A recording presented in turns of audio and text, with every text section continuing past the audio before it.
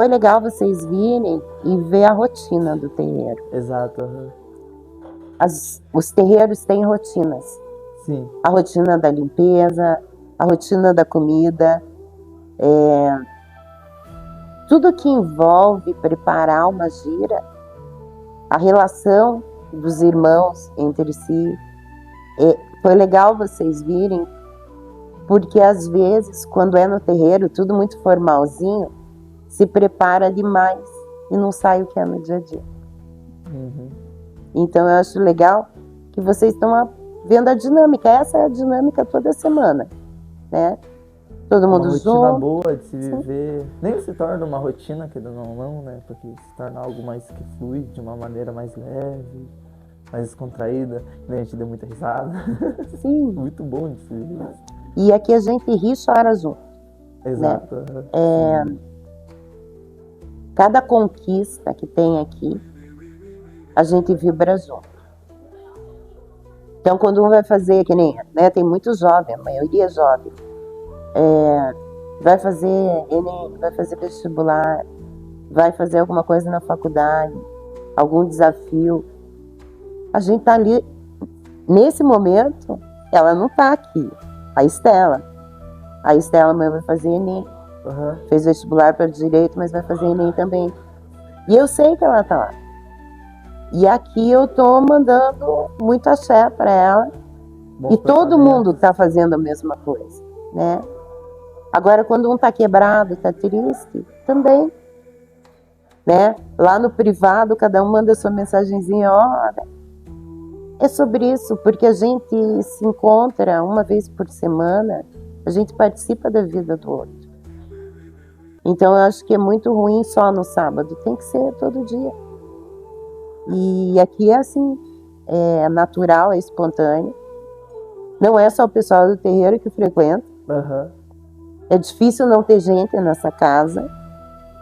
Tem os nossos momentos de privacidade, claro, mas é difícil não ter alguém aqui. Sim.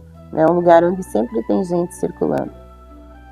E a gente também tem aqui uma associação, nós temos CNPJ de associação. E a gente já desenvolveu muito trabalho social. Então, há uns anos atrás, eu tive que descontinuar por questões de doença familiar. Mas, assim, há uns anos atrás, a gente ia buscar comida no SEASA, trazia, atendia aí 80 famílias, que virava em torno de 400 pessoas. Então, a gente distribuía 500 quilos de comida por semana. Isso mostrando que um bandista, ele pode, sim, além de fazer o bem fora do terreiro. Sim. E eu acho que deve fazer. Porque quando eu entrego um pão para uma pessoa se alimentar, eu não preciso carregar a religião como troca. Eu tenho que fazer como exercício da minha generosidade, do meu amor, da minha caridade. Sim, Então, a gente fez e fez muitos anos, né? E sempre ficava cheio de gente lá fora. E hoje a gente continua, né, tendo essa mesma associação que tem outros trabalhos. E sempre foi assim. Então sempre teve essa circulação. Tem artista, pessoal que gosta de tocar música, tem o pessoal que gosta de quintal, que gosta de planta. A gente tem planta medicinal, a gente tem planta decorativa. Sim,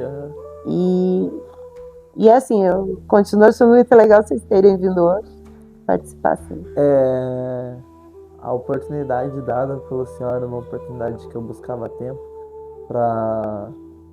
e eu acho que veio no tempo certo, né? Que a gente tem que ter muita calma, né? Tem alguém que me fala, né, que é uma rodinha que ela gira numa mesma velocidade. Então não importa se ela tá grande, com muitas coisas e muita produção, ou se ela tá pequena. O importante é ela ter a mesma velocidade e ser contínua do que ela ser uma roda grande e girar muito rápido e você não conseguir acompanhar isso. Exatamente. E a gente tem lá, né, lá em cima, nas 7 linhas de Umbanda, um orixá que é pouco falado. Ele tá lá. Só que a gente não fala dele. A gente fala de Oxalá, mas a gente esquece de Logunã.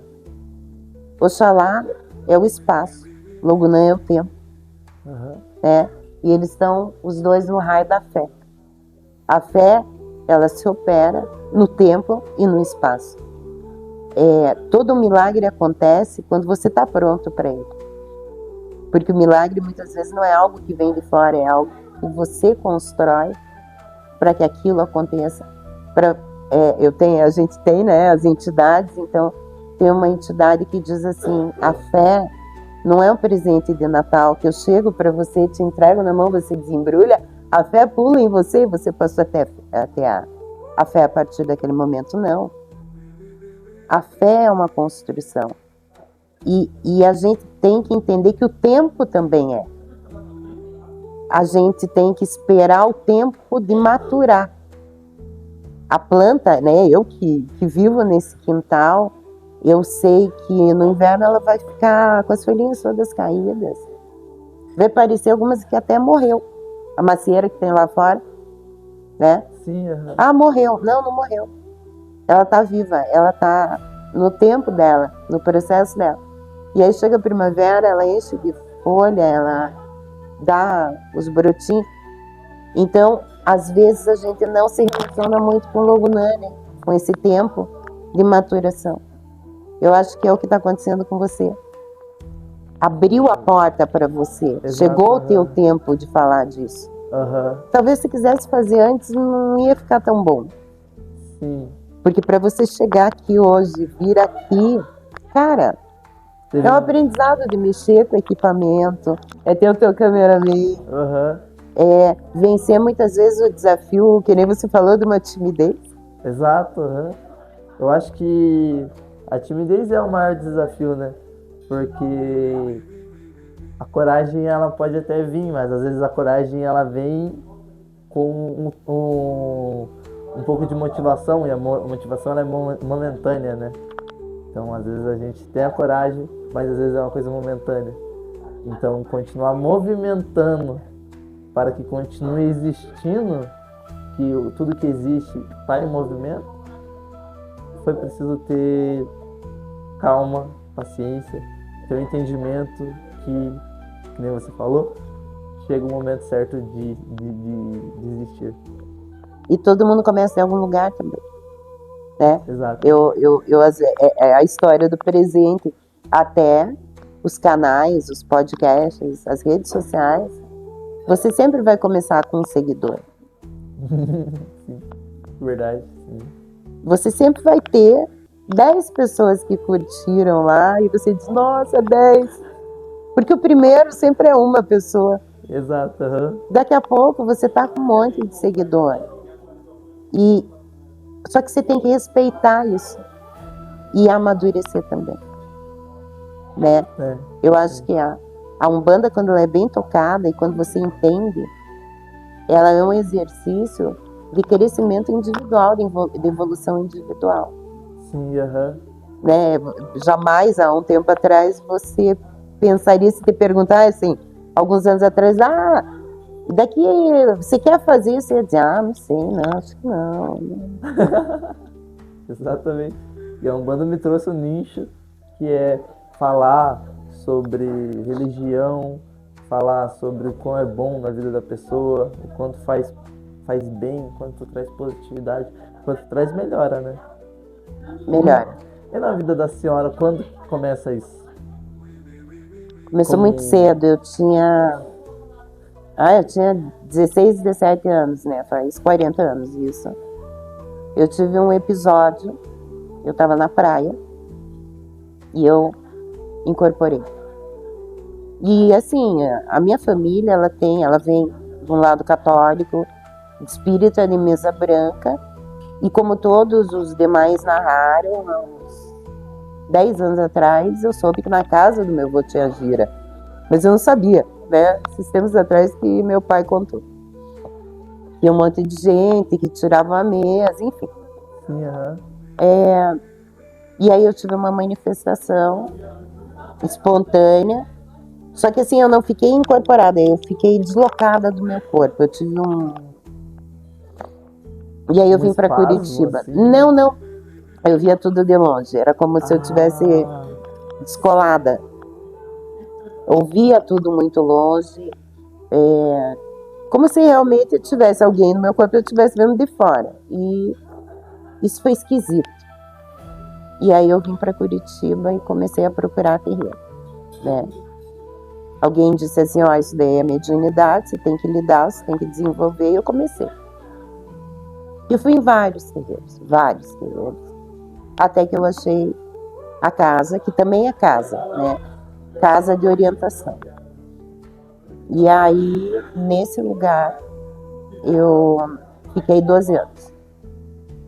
E assim, a pessoa dirigente dessa casa é viva, é minha amiga, é minha mãe, né? É mãe não só no sentido de eu ser da casa dela, mas espiritualmente de outras histórias, né? Sim, Anteriores.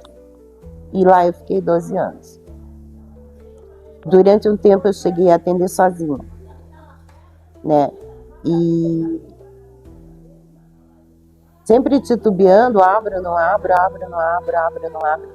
Mas o que me levou a ter a casa, além de, claro, a bênção da minha mãe, toda a formação, tudo aquilo que veio dela, eu pensar que as pessoas precisam de um espaço para desabafar, precisam de um espaço para chorar, precisam de um espaço. As pessoas que chegam aqui, a maioria está fragilizada por algum motivo. Está perdida, está desencontrada, está desesperançosa. Pelo amor ou pela dor, né? Sim. A maioria vem pela dor. E vem pela dor, e a gente tenta fazer só acolher, sabe? Só acolher. A gente tem caso de gente que veio aqui que tinha, por exemplo, feito amarração e se sentia muito mal por ter feito, né? Em outro terreiro, não aqui. A pessoa não veio aqui para ser julgada, ela veio aqui porque ela quer acolhimento. E ninguém chegou e disse, porque você tem que desfazer isso. A gente sabe que tem, porque a pessoa carrega coisas junto com ela a partir disso. Mas tem que ser no tempo da pessoa. Não adianta você querer desamarrar algo que aqui dentro não está desamarrado ainda, né? Não adianta você dizer que você ensinar para a pessoa, isso não se faz, porque a outra pessoa tem que ter o livre-arbítrio dela respeitado. Você não pode impor que a pessoa fique com você a partir de um trabalho, né? Ela tem que estar espontaneamente, ela tem que querer estar com você. E se essa pessoa não é para você, tem outra que está por aí. Que vai ser por ela. Sim. Você consegue fazer uma coisa para a Mãe de Santo? Vai lá, do outro lado, por favor. Faz um sinalzinho para eles. Ai, meu Deus. Eles se empolgam, é legal. Não, sim, é. Não, sim. É que eu também, às vezes, eu perco a voz ali e a gente é natural. Não, e eu sou neurodivergente. Então eu tô falando com você agora há pouco, eu parei porque eu tô junto lá. Isso, pronto, graças. Neurodivergente é muito... Tipo isso. Eu gosto daquelas pegadinhas, aqueles memes. Esse aqui é fulano e tal, mas é meu filho de santo. E quando a senhora decide cumprir e exercer a função de sacerdote, faz todo a doutrina, né, que é passada da sua Mãe de Santo, e vem esse momento de você deixar a casa onde você estava para a casa que você ia abrir, né? Tem algo que não algo que seja ruim, mas algo que tente te deixar lá por o sentido de amor, de carinho pelo aquele lugar e de não querer largar aquele lugar, se desapegar daquele lugar, da sua casa onde você foi da corrente, foi filha de santo, né?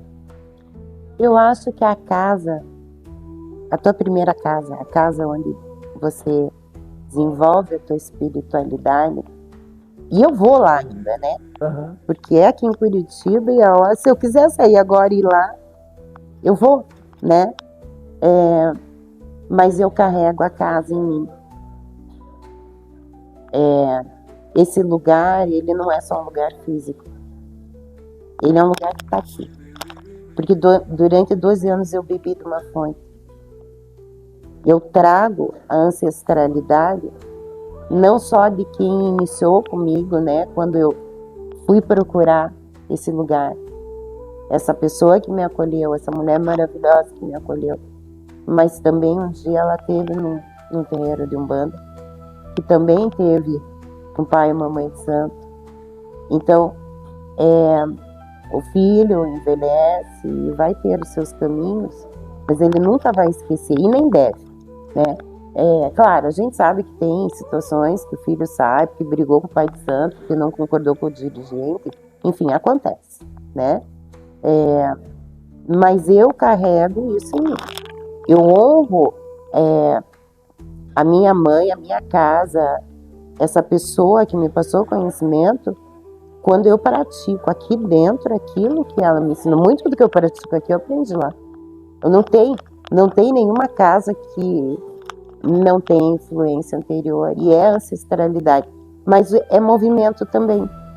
Porque quando você sai da tua casa original, da tua casa que te acolheu, da tua comunidade, vai ter a tua, claro que você vai trazer o teu jeito, né? Você vai trazer, porque a tua espiritualidade é diferente da minha.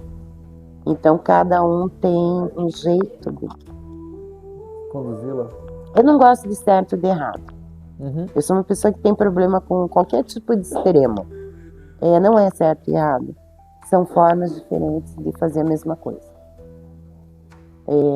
E eu acho também que a gente não pode se perder só na ritualística.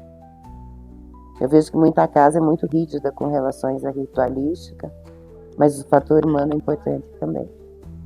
A gente tem que ter hierarquia, a gente tem que ter respeito, a gente tem que fazer as nossas obrigações, a gente tem que seguir os nossos preceitos, né? Mas a gente também tem que ter o lado humano. Não é só cobrar que o cara que acabou de chegar na gira bata a palma direito. Cara, ele tá chegando, né? De uma forma simples, assim, fala, né? Sim, uhum. Então a gente tem que ter esse... A pessoa nem sempre está desrespeitando, às vezes ela só não sabe. E cabe ao dirigente, cabe ao sacerdote, sabe? Cabe à mãe de santo, cabe ao capitão da casa, mãe pequena, entender que aquela pessoa, de repente, é a primeira vez que está vindo, gente. E manifesta, né? Chega aqui e roda. A entidade se manifesta. E isso é assustador para muita gente, de repente chegar num terreiro e vibrar e a entidade... Como assim? Mas é de cada pessoa também, né? Sim. E de guia-chefe da casa, a gente acha, não sei se a senhora tem a liberdade de falar, Sim. Mas de guia-chefe da casa? É uma baiana. Quer dizer, ela não é baiana, né? Mas ela vem na linha de baiana. Eu tenho uma cangaceira, que está comigo desde lá atrás. Foi a primeira entidade que manifestou. A primeira entidade que veio trabalhar. Caiu. Do pequeno? Tá bom, então fica só com as perguntas. Vamos. Então vamos... Não, mas a gente já Não, mas é isso que tá gravando. Né? Então eu tenho ela. Ela é muito engraçada, mas ela é muito rígida também. Sim.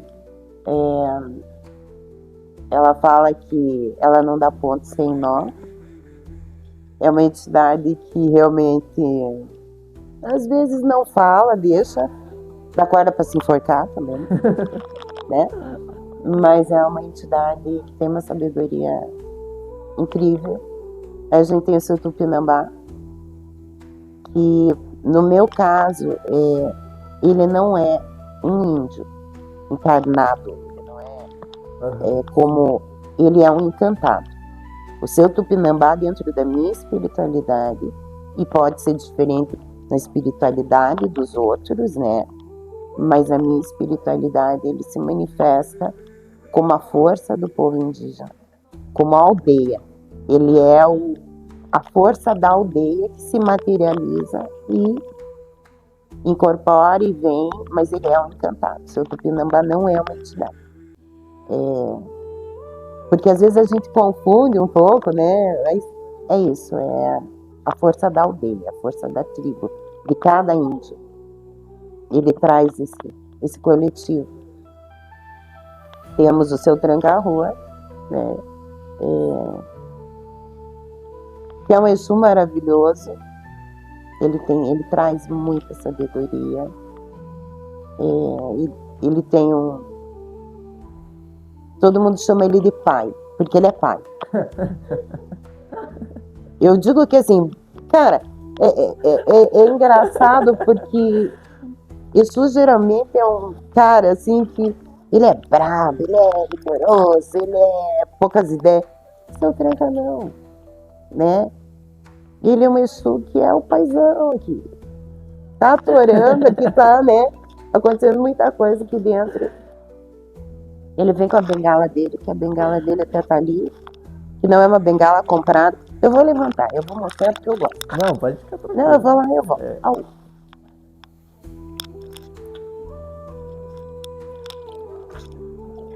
Essa bengala tem uma história. Quando ele pediu a bengala dele, eu jamais imaginaria que eu ia ter que fazer a bengala dele. E eu fui atrás, então assim, isso aqui é uma bola de ferro, ela solta, tá? Mas não vai sair nenhum punhal daqui de dentro. Né? Que nem as da loja. Mas ó, então eu fui no ferro velho pra achar, porque tinha que ser de ferro, né? Aqui tem a corrente. Ah, é uma corrente. É uma corrente. Eu pensei que era uma malha. Não, é uma corrente. Essa corrente, eu peguei, entalhei a madeira e fiz como ele me pediu. Na realidade, eu só materializei que tem uma moeda. Exato, materializar. Né? Aqui tem uma moeda. Tem uma moeda e é uma moeda antiga. É uma moeda antiga. É 500 cruzados? Olha lá, vou pôr lá pertinho, não sei se vai. Deixa eu ver se eu consigo Veja lá pegar se você aqui. consegue. Tá aparecendo? Deixa eu ver. Deu. Deixa eu apertar pra focar aqui. Bem não vai aparecer aqui. Mas assim, tem uma moeda. E é uma moeda de cruzados? O que é?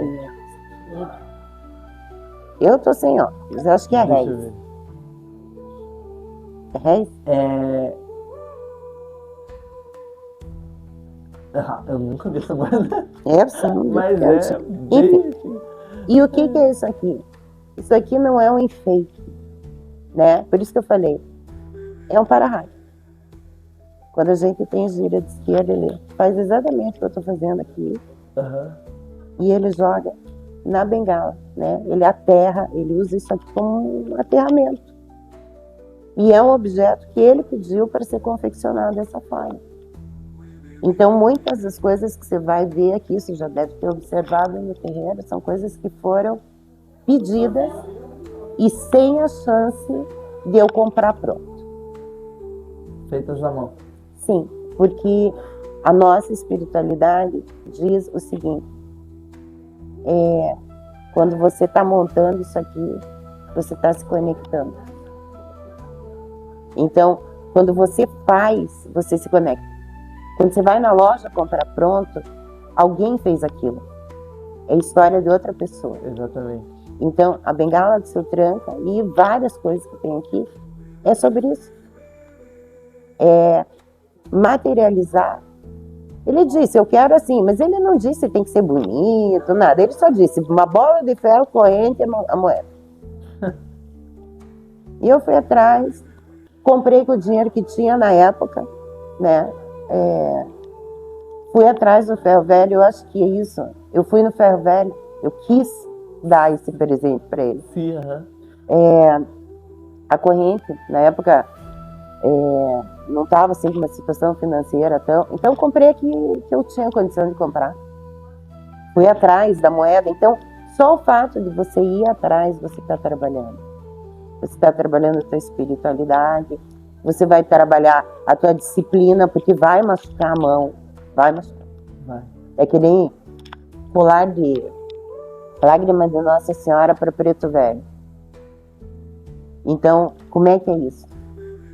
Demora para fazer, porque aquela sementinha é ruim de você furar. Machuca, faz calinho. A sementinha que ela tem cor de gota, né? Isso. E daí tem que... É fácil ir lá comprar, mas, cara, faz uma. E faz rezado. Senta no chão do terreiro, eles fazem isso. Eles vêm com as coisinhas deles aqui, senta e fica. Põe a velhinha, né? Eles montando. Porque enquanto eles estão montando aqui, com a vela acesa, com o ponto tocando, eles estão se conectando com a espiritualidade deles. Não é o objeto material, é a conexão. Então, essa história é bengala de seu tranca. Você nunca vai ver outra igual. Isso eu tenho certeza. E eu queria que não tivesse bengala igual. Entendeu? Eu queria que cada pessoa conseguisse construir. Os precisamos também, cada um traz a sua bengala, né? Tem um monte de eu vi. tudo que é jeito. E o seu tranca chega assim, é modo de falar, né? Mas já te acompanhava, mas chega na sua vida quando, assim? Seu tranca-rua é entidade herdada de família, né? Antes de mim, ninguém desenvolveu completamente. Tinha as gírias na casa do meu avô, que nem eu te falei. Então, eu trago seu tranca de herança, né? Uma pessoa da minha família não desenvolveu. E você sabe que passa, né? Quando a família não desenvolveu, alguém, algum dia, em algum momento, vai ter que trabalhar. Então, ele veio para mim como herança. Ele é herança, ele é minha herança. Na espiritualidade. Então, ele aconteceu de um jeito. Eu tinha um pouco de medo do Chico. Nossa, eu me pelava. Quando eu brinco com eles aqui, eu digo assim: cara, vocês querem trabalhar com o espírito, vocês incorporam o espírito, e se o espírito tá aparecendo na frente de vocês, vocês vão sair correndo gritando, né? Todo mundo quer trabalhar. Tem medo de assombração? Todo mundo quer incorporar, né? Todo mundo incorpora, gira aqui, tá, mas se der de cara com o espírito ali fora, meu Deus, né? Morrer. E eu também tinha isso. Nossa, eu tinha muito medo. Eu tinha medo de um monte de coisa. Eu tinha muito medo de apagar, eu tinha muito medo do que ia acontecer quando eu estivesse incorporada. Nossa, porque é controle, a gente quer controlar o nosso corpo. E o seu tranca, assim, nossa, eu tinha medo, ainda mais seu tranca, a Rua das Almas. Né? Ó, que nome imponente. E ele, bem te vi. E ele veio como um ser, cara, que ele chega a ser quase um preto velho. De calmaria, você fala, tranquilidade. Sim. Ele tem uma profundidade muito grande. Ele não fala muito, não. Ele é palavras certeiras, palavras diretas. E não é o tipo de Exu que faz muita... ele gosta do charuto dele, mas se tiver, ele fuma, se não tiver, ele pega um cigarro de filtro amarelo, para ele tá bom. Não gosta de beber, não é toda gira que ele vai usar álcool. Né? Firma lá no ponto, põe a bebida, tá tudo certo. As entidades aqui, na realidade, são muito simples, né? Eles falam assim: quem precisa disso é você, a gente tá morto.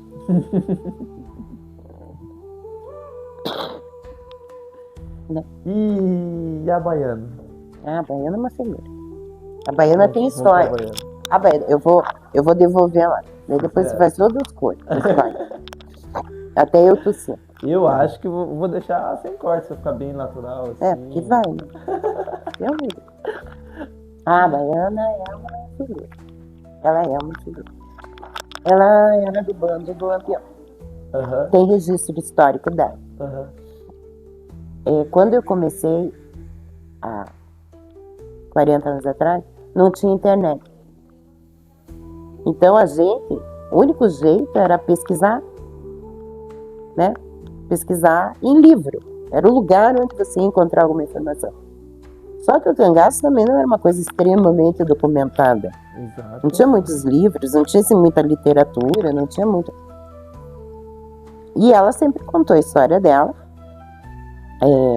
Até tem retratado a história dela de um jeito bem bizarro num seriado de TV. Não lembro se é Maria Bonita e Lampião, mas tem a história dela lá. E ela veio para minha vida já que eu cheguei, né? Porque lá era o Lampião, ele era o chefe da falange, né? Então ele trazia todo o bando junto com ele. E ela ela morreu muito nova, ela morreu com 18 anos. Entre aspas, foi um feminicídio. Ela traiu o companheiro dela e no cangaço não tinha perdão. E aí o que aconteceu? Ela foi morta, né? Foi morta, apaulada e enterrada embaixo de uma umbaúba, que é uma árvore que tem. E ela contava essa história há 40 anos atrás. E é fantástico hoje, e eu acho muito legal ver a casa onde ela morou, porque tem um canal que fala de coisas do Nordeste. E eles vão fazer documentários sobre a vida do nordestino, e vários episódios são sobre as histórias do cangaço mesmo. Então, quando eu olho hoje, assim, né, no YouTube, que veio, até ensinaram ela a falar YouTube, porque ensina as coisas para as entidades, né? Porque ela é muito curiosa. Se alguém disser assim, tem internet, ela pare, o que é internet? E aí você vai ter que explicar para ela o que é internet. E ela aprende. Então, quando eu vi a história dela bater com aquilo que eu já sabia antes de eu ter acesso a essa informação, é muito legal. E é uma sertaneja, é uma nordestina simples, que andava de pé no chão, que passou, porque eu acho que a Umbanda ela tem essa característica de povos que foram deixados à margem, né? Desde o preto, que foi escravo, o índio, que ainda a gente tem tantas questões com relação aos nossos indígenas. Hoje, muitas questões indígenas para nativos brasileiros para pautar, né? O povo da rua, que é um povo extremamente marginalizado.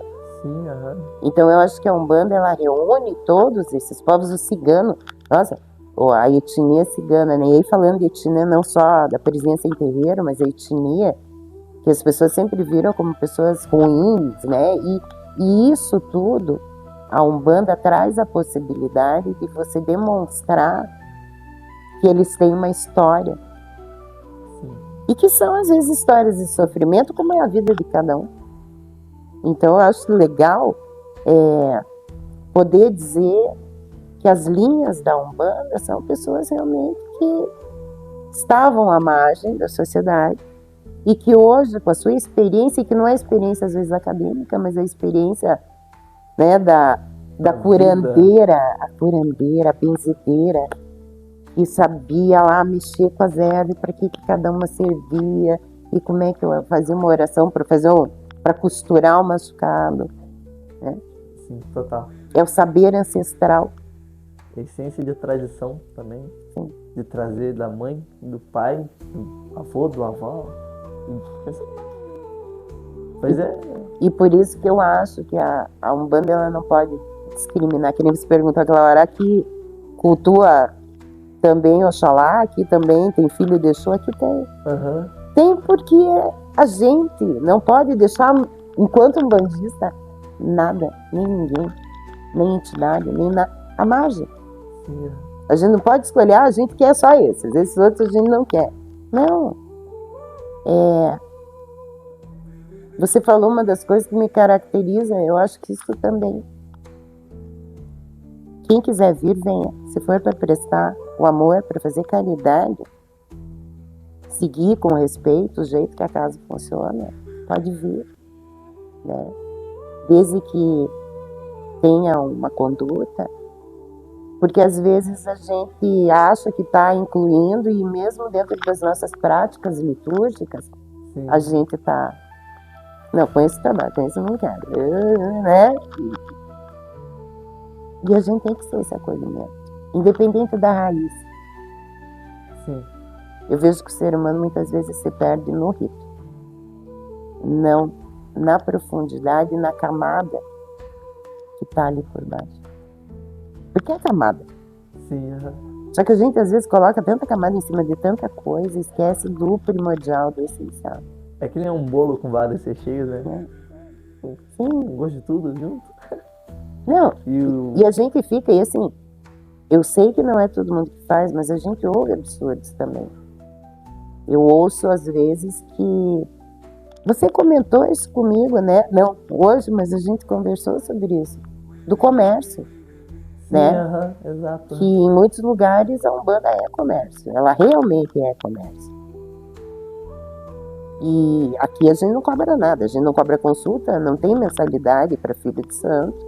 Tem a obrigação de vir colaborar. E a gente também tem uma fala. Eu dispenso do meu tempo para estar aqui.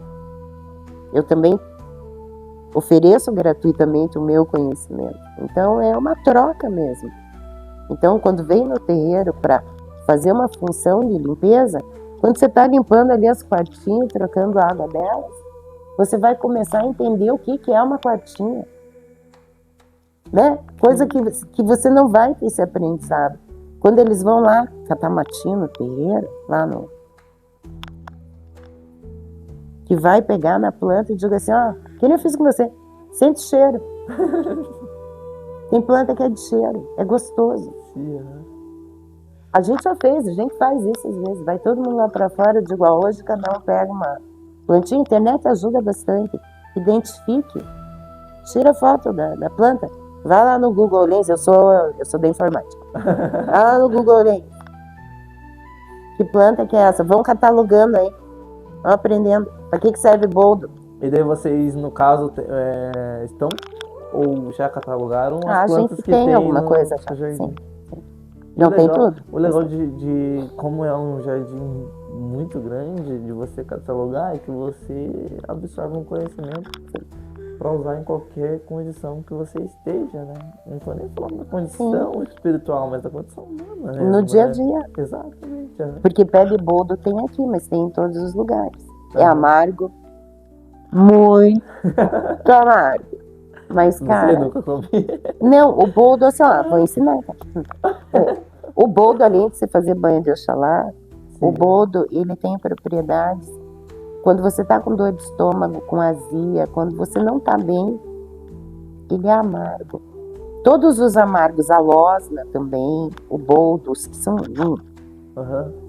fazem bem para curar o teu estômago. Então, assim, não é só para tomar banho de Oxalá. Para que serve o boldo? Então, no dia a dia, ao invés de... E, claro, a medicação, ela é importante. Não pode se tirar também o valor do médico, né? A gente não pode ser irresponsável de dizer assim, não, só o chazinho cura. Às vezes cura, às vezes não. Uma coisa da outra, sim, né? Sim, a gente tem que respeitar também. Então, quando você tem o teu chá de boldo, sim, ele tem uma propriedade. Porque antes do remédio já existia. Só que assim, se a dor no teu estômago não parar com o chazinho de boldo, por favor, vá no médico. A gente tem que ter essa coerência. Sim, né? Porque às vezes não vai curar, porque é algo mais grave, não é só uma indigestão. Então a gente tem que ter esse olhar. Esse olhar é importante. Mas conhecer a planta que é da tua região. Eu gosto muito do ciclo. Quando eu tô ali fora, tem planta que aparece do nada. Brota no chão. Você diz de onde veio? Passarinho traz. Exatamente. E por que o passarinho traz? Porque ele vai fazer o ninho. Então, cara, observar a natureza é muito bom. E ele trouxe também, assim, que é um jardim bem grande e que traz também essa alegria de você. Eu acho muito legal, muito bom. Na minha casa eu tenho a oportunidade disso, mas de acordar com os passarinhos. Sim. Eles cantando e você acordar. Na minha casa eu tenho a oportunidade disso, isso é maravilhoso. Você acordar nesse cada um com o seu canto ali, eu acho muito bom isso. Aqui deve ser é uma delícia. E assim, eu conheço porque, né? Mas às vezes eu acho que as pessoas estão desconectadas disso. Porque mesmo no centro da cidade... É uma forma que eu me sinto vivo, agora eu lembrei. Isso. Eu tô no centro da cidade e as pessoas devem achar que eu tenho problema. E eu tenho mesmo, não tenho problema. Aí eu escuto lá, de repente, e eu faço isso andando na rua. Eu escuto lá. E eu respondo. E ele se fone também. Cara, aqui do lado a gente tem uma calopsita bem doidinha. Que ela faz. Aí ela fica de lá e eu fico daqui. Pessoas passam na rua, acho que alguém mexendo com ela. É os vizinhos se comunicando. Mas a calopsita falando comigo. Mas assim, eu vejo que as pessoas, elas estão desconectadas. Elas não percebem o barulho dos pássaros, elas não percebem o sol, elas não tomam banho de chuva. Todo mundo corre da chuva, ninguém gosta de chuva. Aqui não, aqui às vezes começa a chover, todo mundo corre lá fora e fica. Cara, deixa o chumaré pra lavagem, entendeu? Só que não dá para você viver a Umbanda se você não estiver conectado com o elemento. E o elemento da Umbanda é a terra, é a lama, é a planta, é a água, é o fogo. Você tem que se conectar, você tem que perceber. Né? Eu vi hoje de manhã um negócio que eu achei bem legal. Tá lá no meu celular. Você tem que encarnar o teu orixá. Você fala de trazer mais o viver que ele passa, os ensinamentos que ele passa? Não, é ser orixá. É ser vento, é ser terra, é ser, né? É estar tão presente quando você deitar no solo, deitar no chão. Cara, você sentir a textura da terra, sentir o que é essa terra. Que promove uma transformação, que faz o corpo apodrecer. Só que ele não morre ali. Ele cai a água, né? Que vai lá para o lençol freático, que vai lá para o rio, e quando você vai tomar teu banho, pode ser teu antepassado. Que saiu. Ele caiu ali na terra. Sim, uhum. A energia dele continua existindo, não foi embora. Só que virou plantinha, correu até o rio, virou nuvem, choveu. E as pessoas que vivem a religião esquecem disso. Elas cultuam imagens, mas elas não se conectam.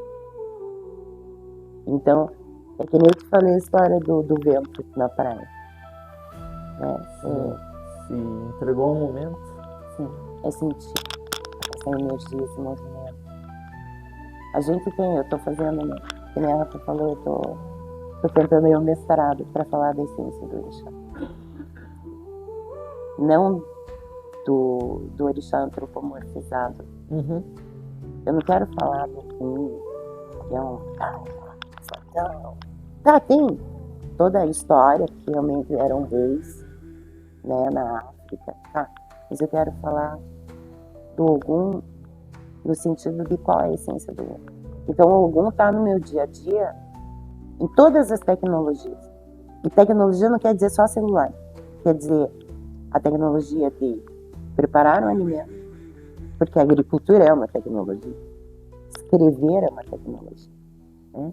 Então, quando eu estou fazendo tudo isso, eu estou conectada com o Ogum. E ele está no meu dia a dia, então eu tenho que ver ele no meu dia a dia. Não só quando eu chego no terreiro e vejo a imagem dele.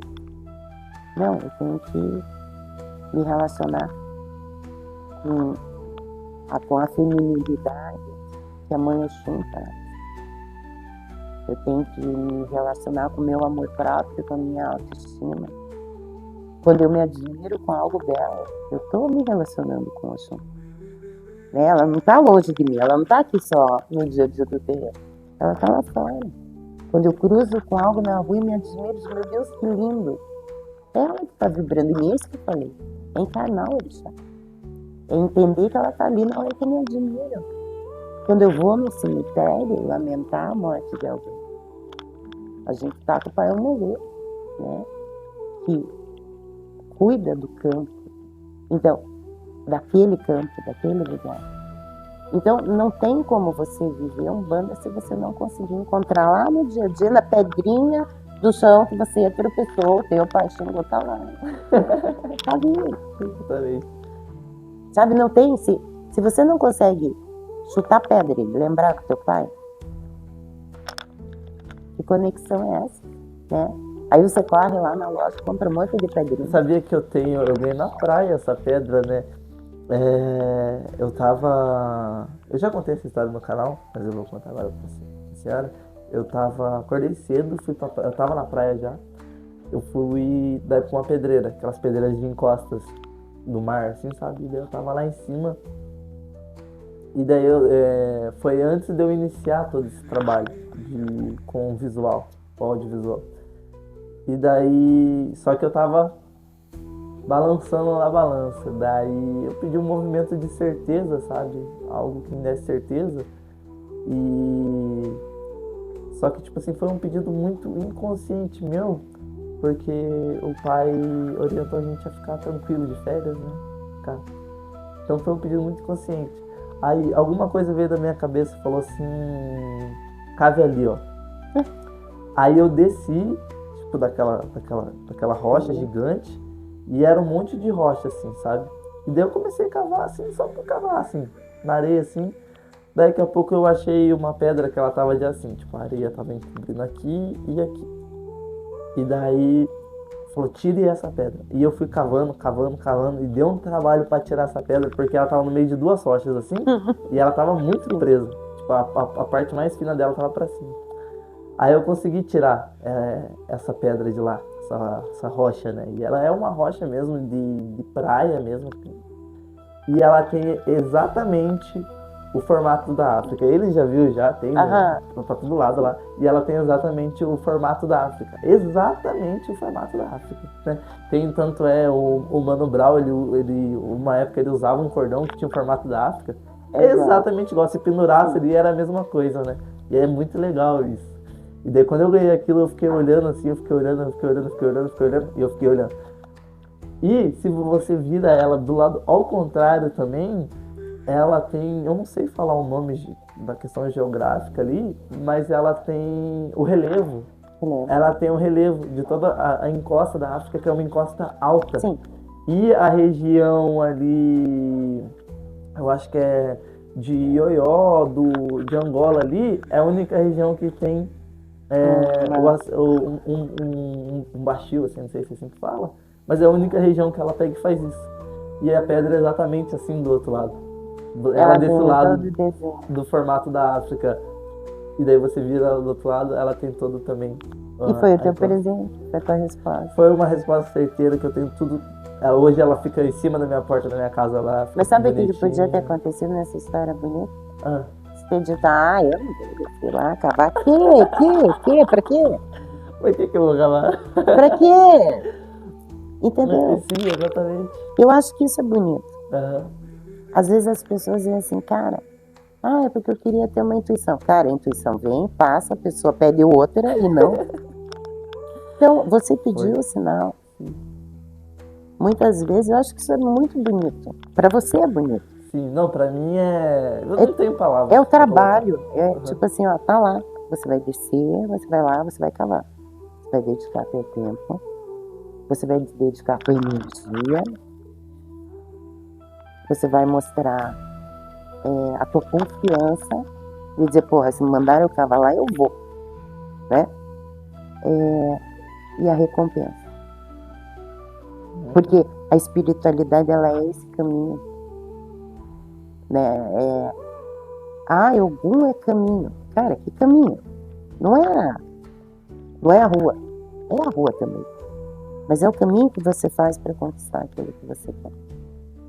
É o movimento que você tem que fazer. Porque senão você não teria tua pedra. Você podia ter ido embora e não ter ficado. Exatamente, ficado sem a pedra. E ela te deixou ir. Ele, a hora que ele viu, ele ficou também.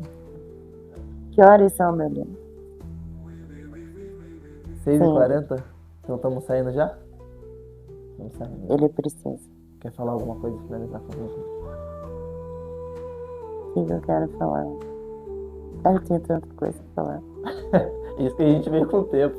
E a cara, o jeito, pergunta depois pra eles lá, como é que você me trava? Você diz assim, fala uma música, vem todas ao mesmo tempo. Uma mensagem para o povo umbandista, então. Uma mensagem que eu acho bem importante a gente tem que ir respeitando todas as nossas diversidades, todos os nossos jeitos. A Umbanda tem isso. Cada casa tem o seu jeito de fazer. Isso já é maravilhoso por si só. Essa união. A gente precisa mostrar que a gente existe. A gente precisa estar na rua. A gente precisa mostrar que a Umbanda não é algo ruim.